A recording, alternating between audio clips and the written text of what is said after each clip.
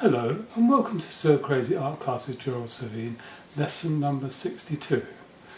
Before we start doing a new painting, I want to just show you some here. When you do your painting, you sometimes think, ugh, it's all a bit ragged around the outside edges and doesn't look so good. But it's amazing what happens if you can cut or get hold of a mount to go around the picture. And can you see how it improves how the picture looks? That's the one we just finished. Another one we did a little while ago, if you remember, is the trees at Chatsworth. And again here, look how having a nice clean edge to Chartwell and the trees there. But again, like that, it looks a bit rough, doesn't it? Then we've got the ones of the Lake of Menteith again. As soon as you put the mount around, I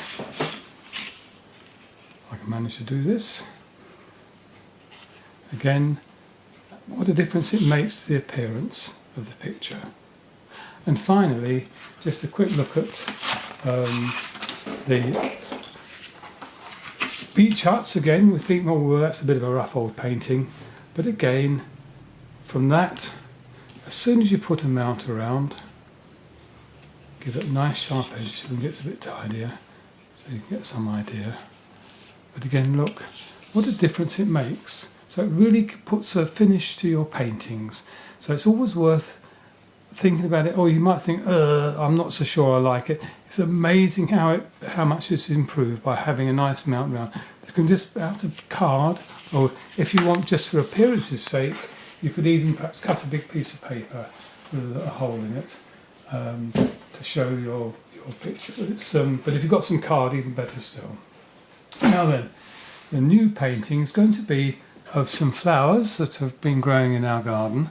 It won't be exactly the same as this. You'll see we'll change things around a little bit. But what you notice, we've also got the bee in there as well. So the background's going to be fairly loose, but we're trying to do a nice picture of the flowers themselves. Now again, as ever, to start off with, remember that we're seeing, if you like, an oval shape here because we're looking down onto the flower, and that oval comes out beyond. So I'm going to draw a line round, and a big chunk of this painting.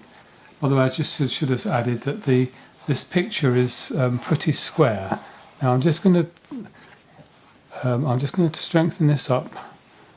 Now this will be, it's not quite right. Again, unfortunately, I'm working on a odd angle to do this. We've got in the middle here as well.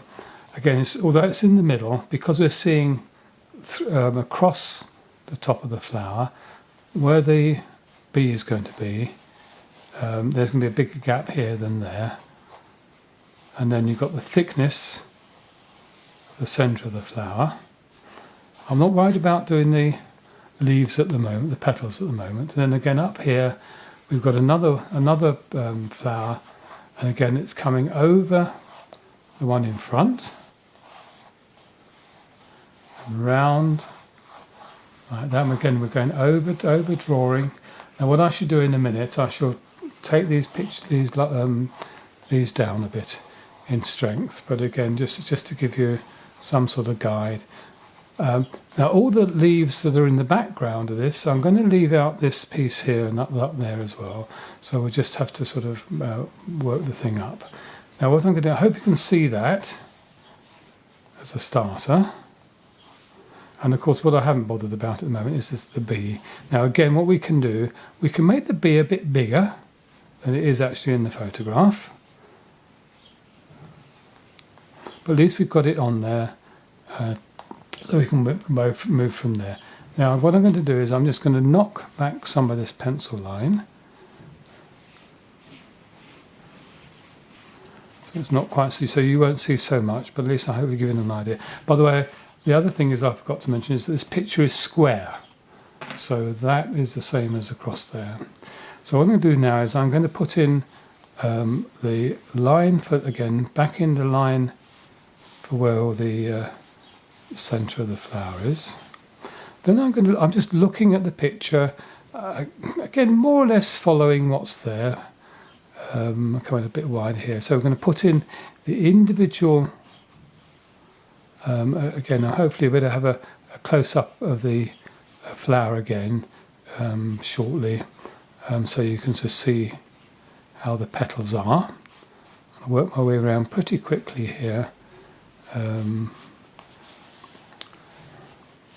it's a little bit complicated, but again, if we look at the original photograph, perhaps you'd better to work out how the petals are going. Again, we're actually going to draw. As far as the drawing goes, we're going to go off the page. We can then, but we will hold the colour back within the square area. All right, so it's slightly different from usual, but again here, you might notice there's a bit of a gap here at this point where the petals are coming out from the centre of the flower. Again, at the moment, we're just still drawing beyond where we're going to be painting.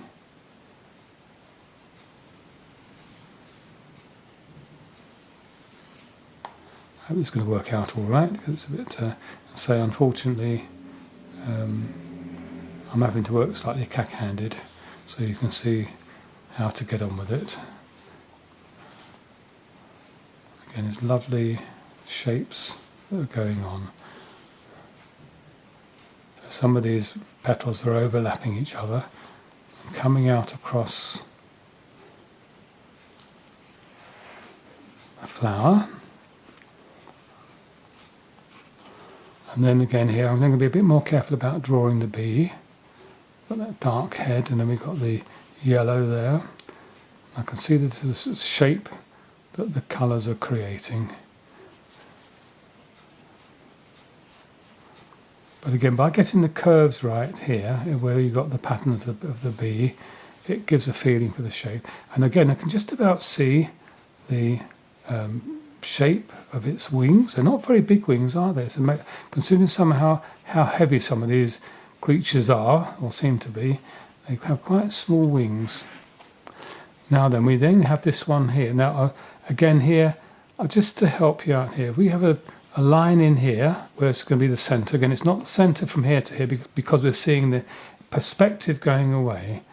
And we have the lines of the stamen of the flower going. Now, I'm not doing this very heavily, to sort of deliberately, but again, hopefully you'll see when we come to start the painting.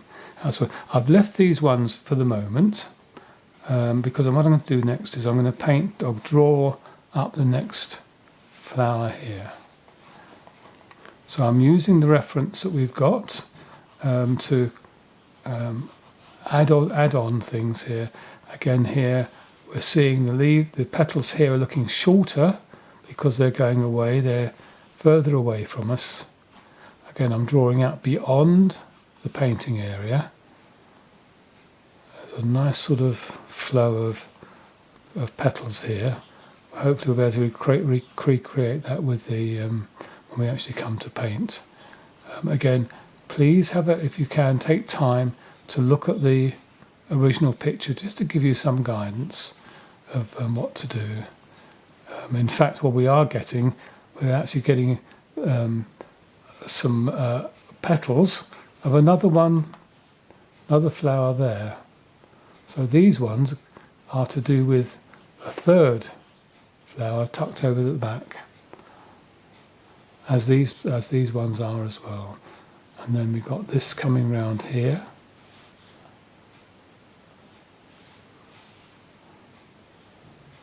And then we've got this one coming out here, curving up and round and coming across towards the original flower. And then we've got another one coming out like a bit of a arrow coming out from there. And down here we've got a nice chunky one here, and that's coming right the way down and sort of pointing in towards the flower at the bottom. There's quite a lot more detail here than I'm drawing at the moment, but hopefully as we go through the painting, we'll be able to add these things in. And there's a layer upon layer of petals here.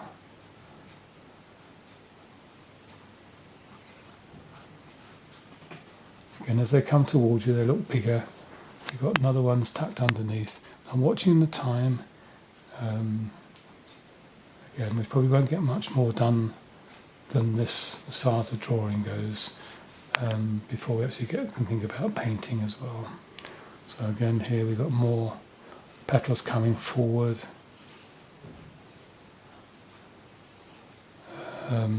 It's nice if you can always think about getting your own flowers out from somewhere, perhaps photographing them or even picking them and putting them in a vase in front of you, and then try doing the paint yourself. Now what I'm doing now is I'm ignoring the flower that's on the top here, and I'm going to be a little inventive, or shall we say creative, in drawing petals on this one here. I can probably guess how they're going by the other ones. What I should do is when I come to do the painting, I might knock these lines back a bit so we can then get the nice colouring going on. So unfortunate, as ever, time seems to disappear very, very quickly when we're doing this. We have got some of the petals here of this one's just tucked in the background, and just got some petals here as well. Now you can see I can bring these ones in now, just to finish these off.